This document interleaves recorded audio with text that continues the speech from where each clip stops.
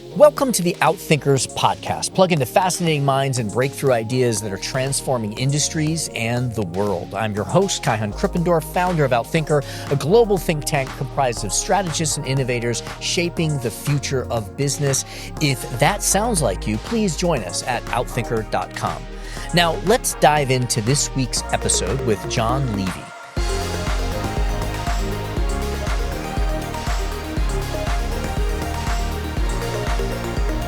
I think the best metrics are ones that are measured externally. And if, for example, at Medtronic, we had this metric of how many seconds will it be till another person's life is healed and restored by a Medtronic product. And when I went there, it was 100 seconds. When I left, it was 7 seconds. Today, it's 2 per second. And when the CEO puts up on the board, 78 million people last year's lives were restored by a Medtronic product. Everyone can relate to that. If I say, you know, we got to make $3.91 a share this quarter, people don't relate to that. I think that's your job. And when you're doing a quality product, you know, the quality comes out, you know, that really your life is on the line. But it can be the same thing in banking and financial services and doing a deal and helping someone. It can be, did you help somebody at retail and help a client that came in that was hot under the collar and unhappy with your company? It can just about, did you produce a quality product? Did you design something creative and bring out a better product for your clients? It can be any of these things. Bill George is one of the most influential leadership thinkers of our time. His voice has influenced the entire field of leadership and shaped how thousands of leaders, from Fortune 100 CEOs to young founders, think about purpose, value, and the role of character in leadership. Bill has taught leadership and governance at Harvard Business School for nearly 2 decades, following a career that included serving as CEO of Medtronic and sitting on the boards of Goldman Sachs, ExxonMobil, Novartis, and the Mayo Clinic. His experience spans boardrooms and executive suites at the highest levels, but what sets him apart is his unwavering commitment to what he calls authentic leadership. A way of leading grounded not in style or status, but in self-awareness, integrity, and a deep sense of purpose. In this conversation, we explore the central question at the heart of his latest book, True North: Emerging Leader Edition. How do you stay grounded as a leader when everything around you, your company, your success, your public image, starts pulling you away from who you really are? We talk about the tension between performance and purpose, the dangers of ego and external validation, and the very real challenge of growing as a person while growing an organization. You'll hear how Bill sees the role of leadership evolving from command and control to coaching, from managing metrics to aligning people around meaning. And perhaps most importantly, you'll hear why Bill believes the next generation of leaders must confront their own life stories, not hide from them, if they want to build companies, teams, and careers that last. Thank you so much for being here with us. It's great to have you on. Where are you joining us from today?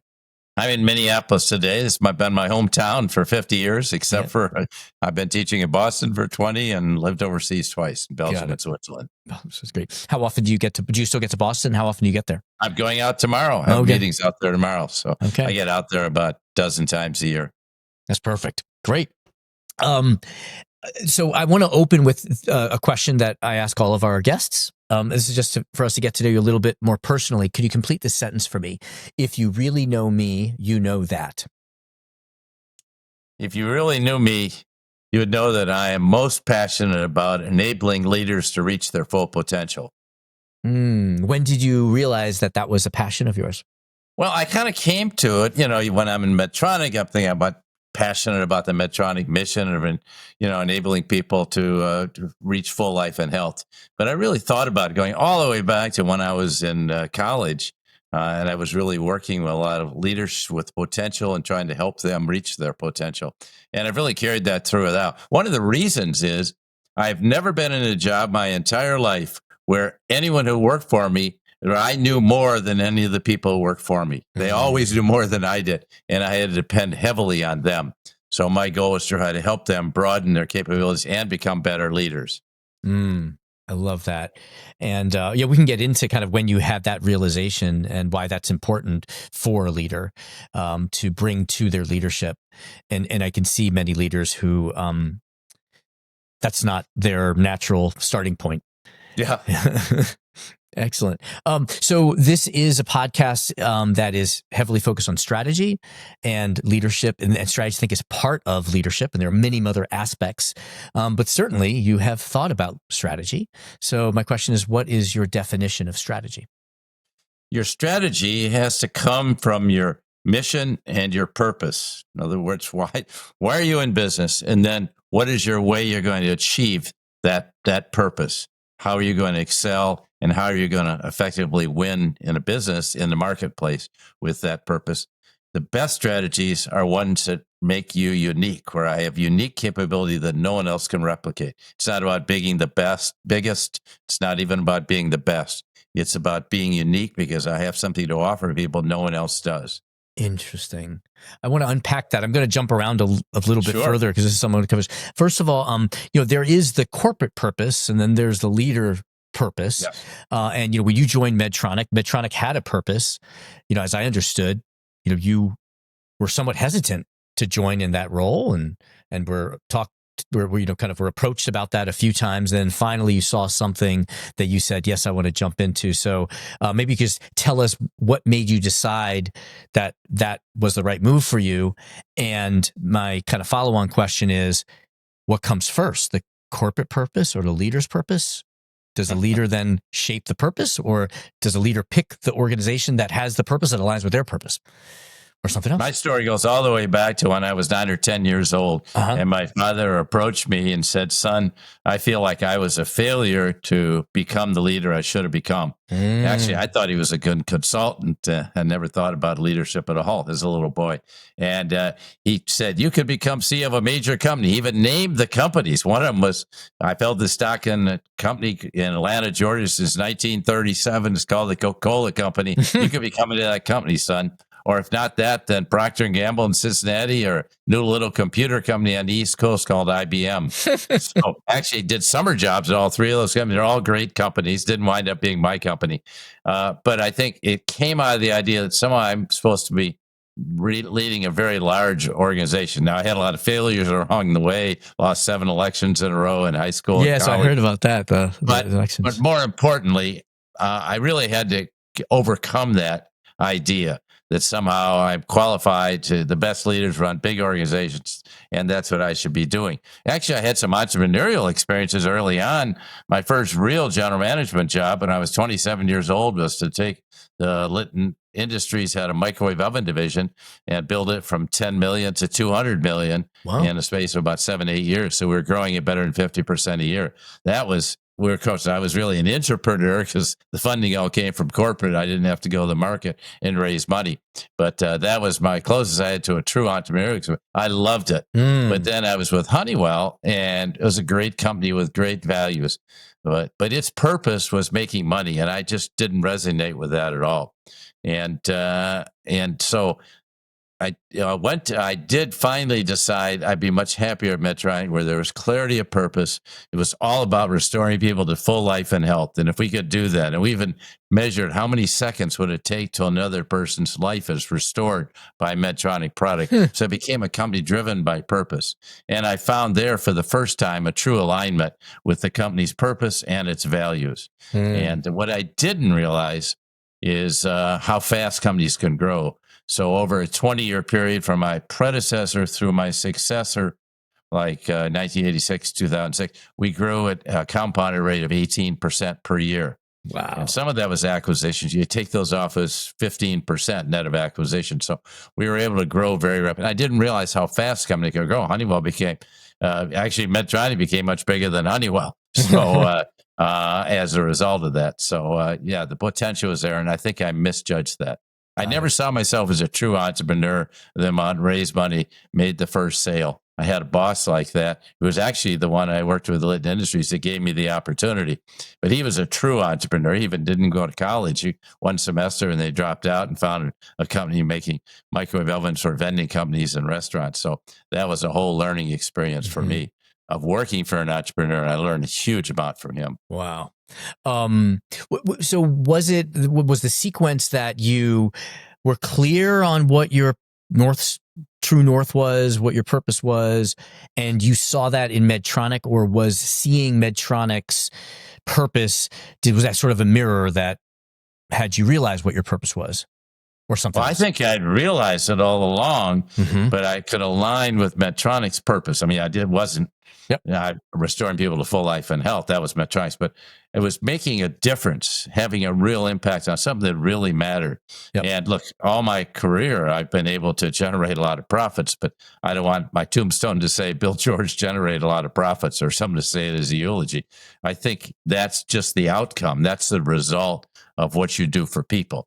And all purpose should be focused on what you do for other people and how you improve their lives. And any company that doesn't think like that, I think is not going to have a long-term success. Okay, got it. So first, explain what is, and I think most of our listeners will be familiar with the term authentic leadership or authentic leadership development, but you living in it, you teaching it, you probably have a very specific meaning or definition. Could you give that to us? Well, back in 2003, I wrote a book by that title, Authentic Leadership. It was really the first one, and it kind of went against the grain because in those days, it was all about leadership style, about charisma, about how you showed off. And I said, no, it's about who you are from inside. Can't I just be the real me?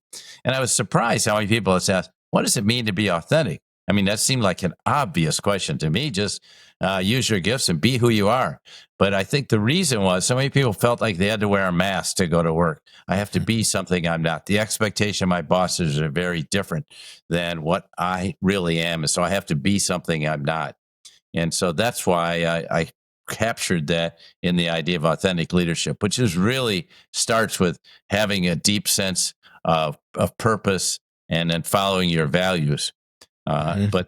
So that's really what I decided way back in 2003 before I wrote my book, True North. Yep. Got it. And so then tell us, authentic, I think sometimes, actually, we haven't talked about this. So I don't know where you land on this. But authentic is often just associated with being nice. But I think that there are leaders that can be authentic and not nice, or not necessarily charismatic. I think Steve Jobs was charismatic, but many people didn't think he was a nice boss. But he got them to do great stuff. Or Elon Musk is not exactly sort of traditionally charismatic, but depending on how you judge leadership, and that's a good question. How do you judge leadership? Certainly, like on financial metrics, which you have said is not the only type of metric. He's a successful leader. So talk to us about, are authentic leaders loved or even liked, or do they have to, does one imply the other? Well, I don't think in any of the three major corporations I worked for, whether it was Litton Industries, Honeywell, or Medtronic, that people would have said I was nice. And so what I learned, you have to make a lot of hard decisions. And if you make them early, you'll get the results. If you don't make them, in other words, you have to make hard people decisions. You have to get the right people in place. You have to get the right team with you. You have to set the strategy, and not everyone's going to love that. You have to put clear values in place, and people don't follow them. They have to go away. So those are tough decisions. You have to maybe spin off businesses that don't make sense to your core strategy. You have to do those things. And so that normally people like that are not considered nice. And what I learned over time is when you get results, everyone thinks you're a really great guy. And you go from being, you all of a sudden you become loved because of the results you got and people saw the outcomes. So I think if you try to be liked and don't get the outcomes, I'm sure you won't be liked. But if you go in, make the hard calls, do the right things, get the results, then you're much more likely to be cared for. Now, you mentioned two people. Let's take them separately. Sure. Both of them very tough guys to deal with. Both of them very tough bosses. Look, Steve Jobs is a legend. He was brilliant, charismatic, very decisive.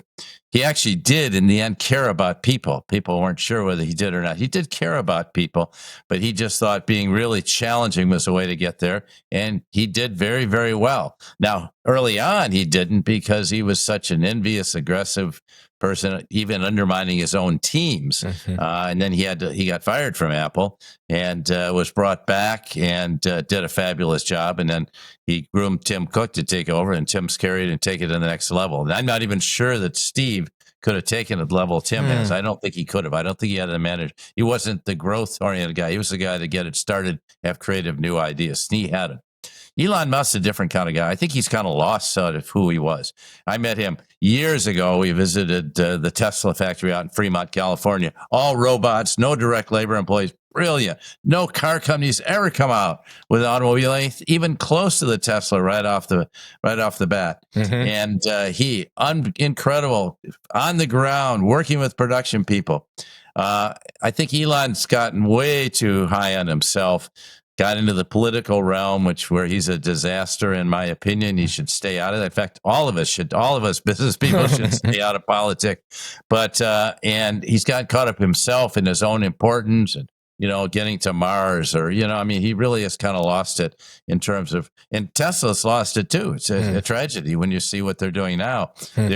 But he has a halo effect where people say, wow, because what he did at Tesla, he must be a great leader. He can do anything. Well, that isn't necessarily true. But I think the money got to him, and I think it's just been ridiculous.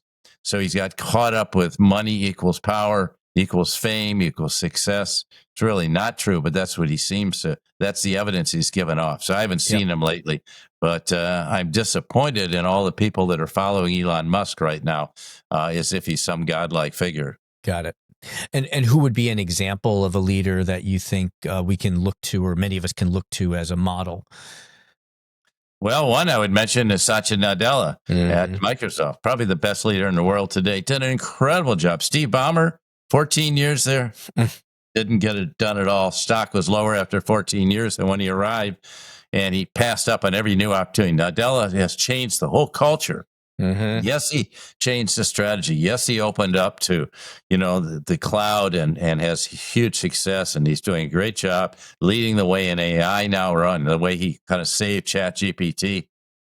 He's doing amazing things. But more importantly, he changed the culture to say, we're going to not be God's gift to creation. We're not going to be a group of know-it-alls. We're going to be a group of learning-alls. And you have to continue learning throughout your life. Very consistent, my belief about authentic leadership. If you want to be authentic, you continue to grow. Somebody came out with what I consider a silly book called Don't Be Authentic, because authentic leaders are frozen in place. I mean, this is ridiculous. The idea that 22 years old, you're not going to continue to grow. If you're not going to go anywhere. We all have to continue to grow. I'm a lot older than that. I can tell you, I feel like I'm growing every day, even listening to you and the questions you ask.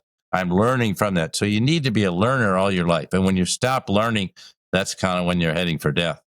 And so, or when it's time to retire.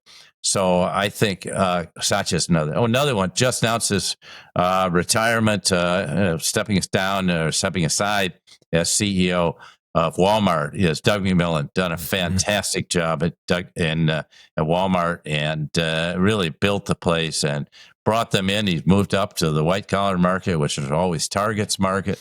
Done a great job in food. So they and Costco are the leading food purveyors. But more than that, done a great job on the internet. But more than that, he has built a great team and a great company. A third person, Mary Barra, General Motors, just done a spectacular job, but against a much tougher situation. General Motors, I followed them when I was growing up as a kid in Michigan. It was a disastrous culture. So she's had a much longer trajectory, and the automobile business has been much more challenging. But she's an excellent leader. Got it. That's great. Talk to us a little bit about, I'm trying to understand the mechanics, because Satya Nadella is the perfect, well, it seems like a perfect marriage, right? They're all authentic leaders. Yeah, all authentic. Yeah. They're all driven with a sense of purpose. Yeah. They all have incredible leadership skills and people skills. Yep. They all are very clear about their values. You see all the tech leaders, a lot of them rushing to Washington and compromising their values. You don't see Satya Nadella doing that. Right. Kind of like Mark Zuckerberg has at Meta or Facebook or whatever you want to call it. Yeah, because I think that sort of there's an idea of leadership that what you can do is you can understand what the company needs. Like, say, if Satya Nadella was not a learner, he might say what the company needs is a learning mindset. And I will therefore embody this learning mindset and bring it in. But it sounds like what you're saying is no, he is the right CEO for what the company needs at the time, as opposed to adapting your values to what the company needs. Yes, but I do think that idea of embodying it is important. Yeah. I think it's hard for me to be a totally different person than what I want the company to be, Yes. and I think that doesn't work. But I think you're right. All three of these people, look, Doug McMillan started in a warehouse in Bentonville, Arkansas. He grew up Walmart, so it's in his blood. Now, Della had been there a long time. Mary Barra started at 18 on the production line at General Motors. Mhm. These people are lifers. Well, you don't have to be a lifer. I'm not a lifer, but they're people that the company is really, that's in their blood. It's who they are. Mhm. But the main thing that's a significant thing is they've all continued to grow as people. They haven't stunted themselves and just maintain as what they knew earlier in life. They continue to grow. And that's key. That's why when someone says, don't be authentic because you're not growing, it just doesn't make any sense. Mhm. And the other thing that doesn't make any sense, to tell you the truth, Kai, is the idea that you can fake it to make it. That, I'll think about what I want to be. I want to be president of the United States. I'm going to pretend like I'm president. No, this does not work. You have to be who you are, but you can grow into the job. No doubt about that. Yes. We all have to do Yes. that, particularly CEOs, by the way. There's no real training for CEOs. We do a 3-day program at Harvard for new CEOs in their first year. And, I think they get a tremendous amount out of it, but they're not really trained to be CEOs. They're trained to run businesses. But that's being a CEO today is very much different. Yeah. So I want to get into what it takes to have that awareness. I'm going to read a little quote from one of your syllabi. The premise of ALD, Authentic Leadership Development, is that leaders who know themselves well consciously develop their leadership abilities through their lifetimes and will be more effective and more successful leaders and will lead more satisfying and fulfilling lives. And then this sentence, to do so, leaders must take responsibility for their own development rather than relying entirely on their organizations for leadership development. Now, I'm going to ask you a question, but you spend a whole 12 weeks guiding students through this process, but maybe you could give us a little hint as to, because there's we don't know what we don't know. What advice do you have for someone who wants to do that kind of internal look to actually look at who they are? Where do they start? Well, the hardest person you ever have to lead is yourself. It's not that toxic leader that is reporting to you. It's figuring out how to lead. And see, a lot of people don't know themselves and they try to be something they're not. So to me, it starts with not having a set of characteristics. In the old days, 40 years academics spent trying to figure out what are the characteristics of great leaders. You'll never find what those are. The one characteristic that's important is being who you are. Well, how do you know that? I think you have to go deep into your life story to see how you were shaped by your parents, the place you grew up, whether the country or the town, and the influences. Who are the people along the way that helped you, the coaches, the teachers, the mentors that helped shape you. And then you're going to come across, which I think is the essential thing, is when you faced a really tough time, what we call a crucible. That's the time when all the pretense was step away. A lot of people feel like they have to earn external validation. I did that when I was running for office. Shame on me. But it's not about that. It's following your own intrinsic desires and motivations. It takes a while to figure that out because I want to be like so-and-so. Well, guess what? You can't be like so-and-so. And so I think you really have to go deep into those crucibles, those difficult times when all the pretense gets stripped away. Maybe you had a life-threatening illness. Maybe you got thrown out of school for some reason. I know lots of people got thrown out of school and became great leaders. Maybe they thought you plagiarized a paper or something like that, or you're too difficult to management because you had ADHD. And I know a number of people like that that have come back to be hugely successful leaders. But it's overcoming that, or later in life, getting fired from a job or having a divorce. These things really strip away the pretense. And that's the key. When you can figure that out, then you're on the way to gaining self-awareness and figure out who you are. But you continue to have to work out. That's the growth process. Yes. It's like peeling an onion. You keep getting deeper and deeper. And there's always another layer of yourself that you got to go into. And that's critical for your personal growth. Can you give us an example of one of the exercises that you give students or that you suggest people follow, or in your workbook that you suggest people conduct to be able to surface either these crucibles that leave their values or their life story? Well, the most powerful one is writing yourself an essay about the greatest crucible of your life, the most difficult time. It isn't just writing about the events of that, but how did you feel during that time? Mm-hmm. What were the real feelings? Can you capture your feelings? And then what did you learn from that experience? Mm-hmm. And we do this in every class I teach. And it's the most powerful session by far.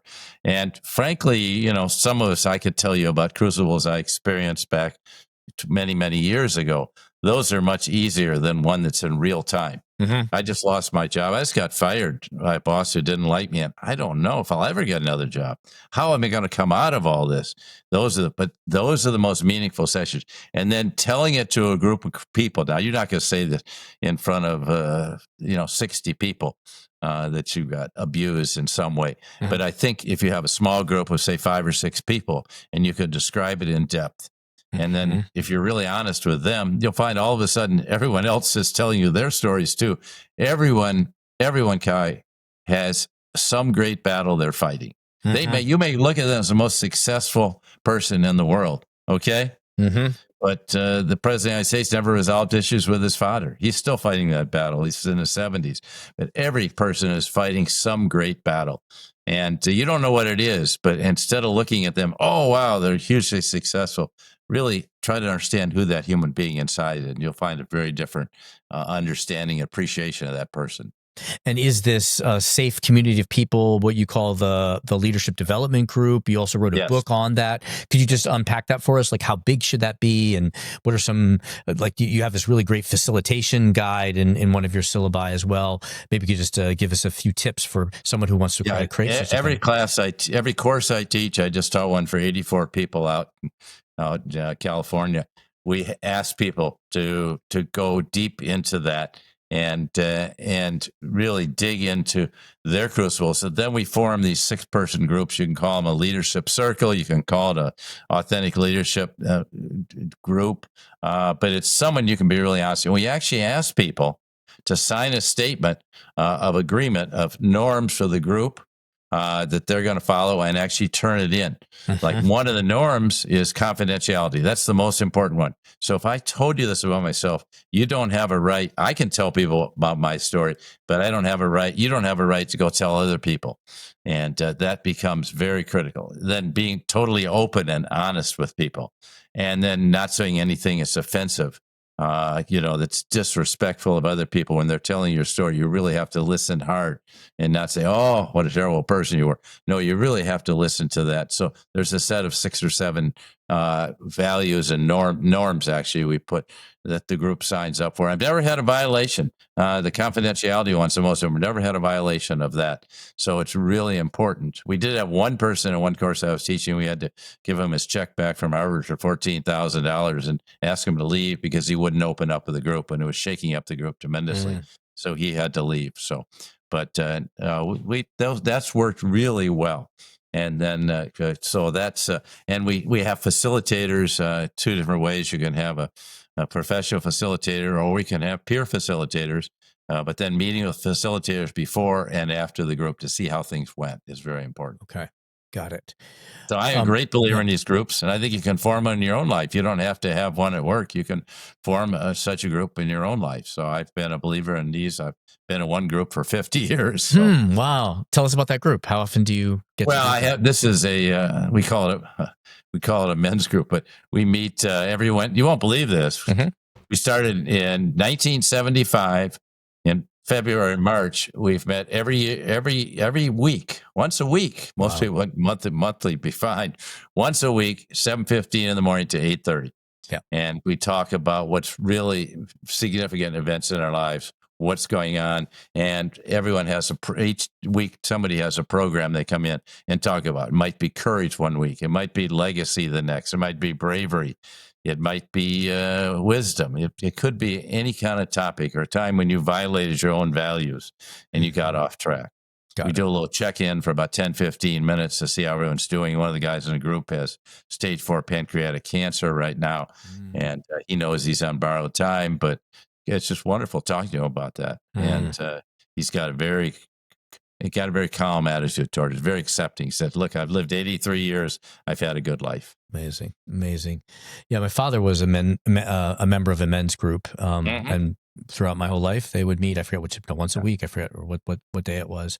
To the extent you have entrepreneurs and others, the Young Presidents Organization (YPO) has a forum. Yes, and so that's almost exactly the same thing. My son's a member of that. Actually, my daughter-in-law is too, because they have a forum for spouses. So that's really, really great, and it's just wonderful to have a group of people, because so many times you're with people, you don't know if they care about you or not. Here's a group of people that you know care about you, and you care about them. It's got to be a two-way street. Yeah, absolutely. Yeah, I'm a member of a group called Vistage. I used to be a member of a group called Entrepreneurs Organization. Very powerful. So I want to shift a little bit to looking at, say, large enterprises and somebody who maybe isn't the leader, but they care about the leadership. So my first question is, how can you assess whether someone is truly grounded in their values and truly living their values? Well, I think if you're working closely with them, you're going to get a lot of little small tests. You're going to see a lot of things coming out when you have a decision to make. And would you violate the values this way? Would you pay a little bribe here? Would you shade the truth? Would you tell? I remember students early on doing marketing research studies back in the past, and they would have to say they were somebody different than who they were. These are all the tests. And what do you stand for? Or you'll get to a crunch. We didn't make the numbers. Oh, there's some ways we could make it up.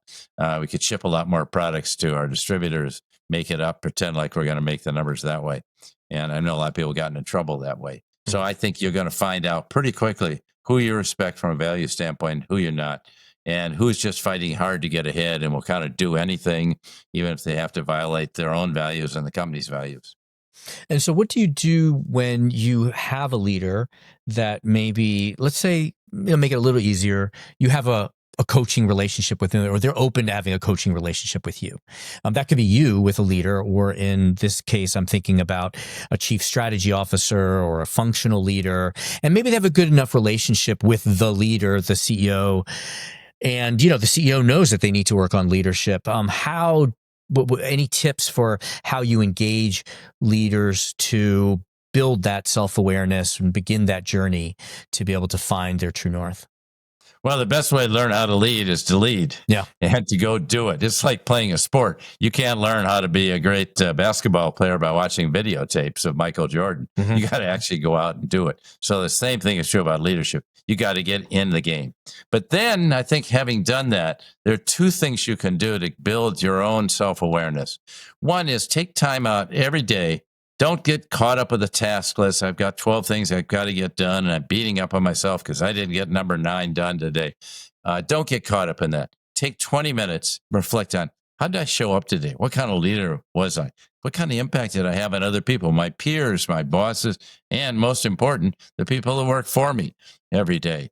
And think about that. Was I true to my values? So I think taking that 20 minutes out, I meditate. So a lot of it comes out in meditation. You can do mindfulness exercise. You can just do a reflection exercise. That's one thing. Second thing is get honest feedback. Have truth tellers around you that are going to tell you the truth. Hey, Bill, you didn't show up well today because you didn't get the best out of your people. You came in so hot to that meeting. You knew what you wanted to do, and you drove it to the conclusion. And yes, everyone agreed. But some of the people are really upset because you drove them and they didn't really get a chance to tell you their honest feeling. So they kind of complied. Yes. And so getting someone who can slow you down and tell you that is invaluable. Yeah. Yeah. That's great. And I guess having that kind of trust, I'm going back and forth between being the leader, but then being someone who's not yet the leader, or maybe never wants to be the leader, right? They want to be a follower and they want to support great leadership, and they were committed to the company. So it is being that mirror for them, being that truth teller for them, is serving them is kind of what I'm hearing. Yeah. Excellent. Let's talk a little bit about metrics as well. And I heard in one of your podcasts, you talked about that you started your career at the Department of Defense at the time of Vietnam. You loved the work, but there was ultimately this big divergence between metrics and reality. And then at Medtronic, you have this great metric that you're leading by, which you described earlier. So my question is, how should leaders think about metrics? How do you think as tools to shape behavior, not just measure it? How do you choose metrics that are effective? I think the best metrics are ones that are measured externally. And for example, at Medtronic, we had this metric of how many seconds will it be till another person's life is healed and restored by a Medtronic product. And when I went there, it was 100 seconds. When I left, it was 7 seconds. Today, it's 2 per second. And when the CEO puts up on the board, 78 million people last year's lives were restored by a Medtronic product. Everyone can relate to that. If I say, we got to make $3.91 a share this quarter, people don't relate to that. I think that's your job. And when you're doing a quality product, the quality comes out, that really a life is on the line. But it can be the same thing in banking and financial services and doing a deal and helping someone. It can be, did you help somebody at retail and help a client that came in that was hot under the collar and unhappy with your company? It can just about, did you produce a quality product? Did you design something creative and bring out a better product for your clients? It can be any of these things. I think but you need to have metrics. We live in a metric society, but be careful on measuring the wrong things.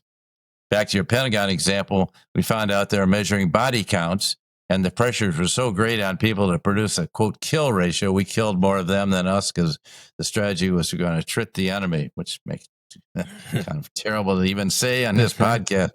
But actually, people wound up to do that. They started counting bodies 3 times so they could get to their numbers. And it became a whole incestuous thing and lost sight of what are we there for? Why are we doing this? So always ask the question, why? But then do the metrics really measure? Are they just internal measurements? There were times when they used to have quality programs. So, I'm measuring in manufacturing departments how well is satisfying engineering or, distribution. This is crazy. You got to measure externally how you do. Now, financial metrics are very important. That's the outcome. Think of it like a mathematical equation. If I create a product or a service that meets my customers' needs and they like the product, they're going to come back and do business with it. It can be in a service industry. If we do good transactions for them, they'll come back. So it starts there.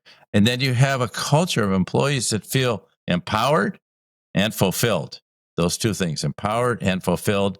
And you put that together, you create the right kind of financial structure in hand to enable this to take place. And the result is you do very well financially. But that's the outcome. And then your stock price goes up. But it's got to be that kind of, if you will, I hate to sound like formulaic because it's not that simple.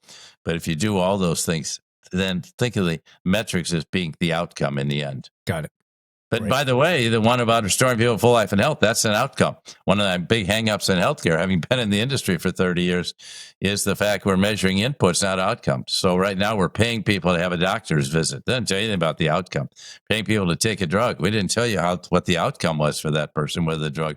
We just got paid for the drug. So how do you think about, the leading versus lagging? Like, are there, because the outcomes often happen afterwards, and if we don't also have things that we can look at, so what advice do you have for having leading? Good question, well? because a lot of the metrics we really have to look at long-term outcomes, and we're getting measured on a quarterly basis.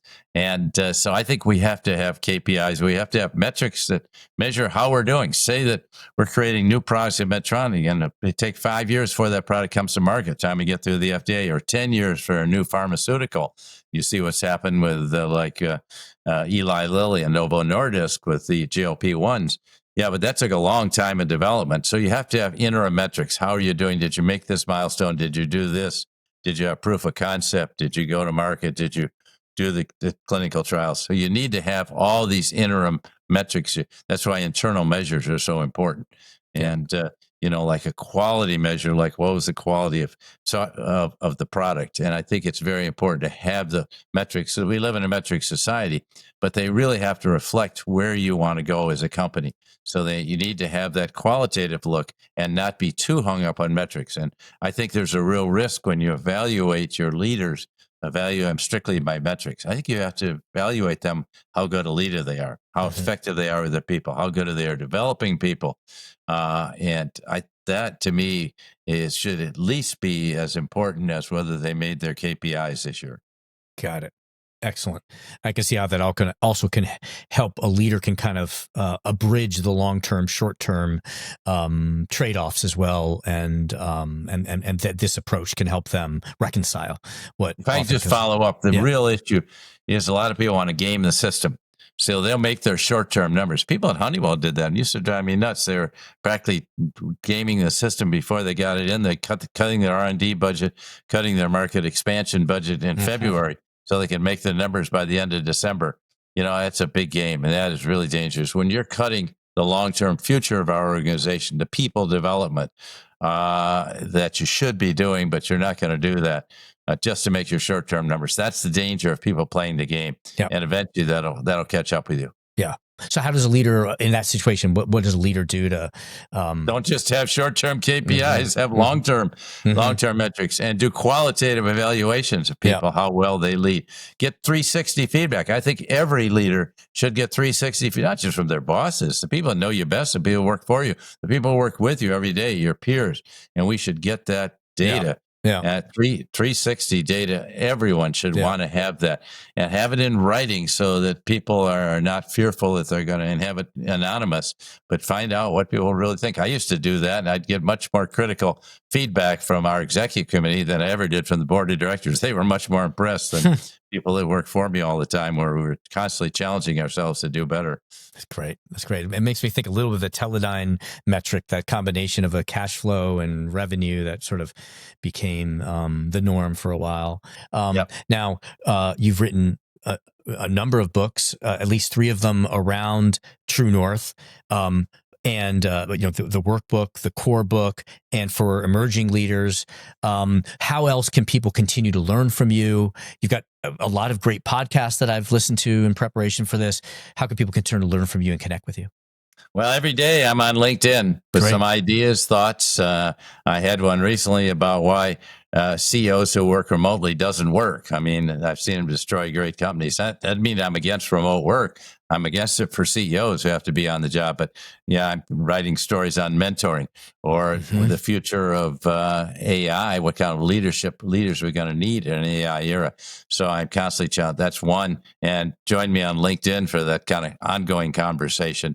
But I do think having an opportunity to go to a course, create a course on leadership where these kind of things are taught, you get you're sharing yourself. I don't think you can just learn it by listening to other people with me or anyone else. I think you actually have to engage yourself and talk with a group of people about where you need to grow and get feedback from them, get honest feedback. Great. Well, Bill, thank you so much for taking the time to sit with us and share some of what you work on, and thank you more importantly for bringing that learning mindset and that curiosity and going out and studying what you study and being able to package it for us to be able to implement. We really appreciate it. Thank you, Kai. It's great to be with you. Great questions you asked. Great. Awesome. Thank you to our guest, Bill George. Thank you to our executive producer, Zach Ness, our editor, James Pierce, and the rest of the team. If you like what you heard, please follow, download, and subscribe. I'm your host, Kyan Krippendorf. Thank you for listening. We'll catch you next time with another episode of Outthinkers.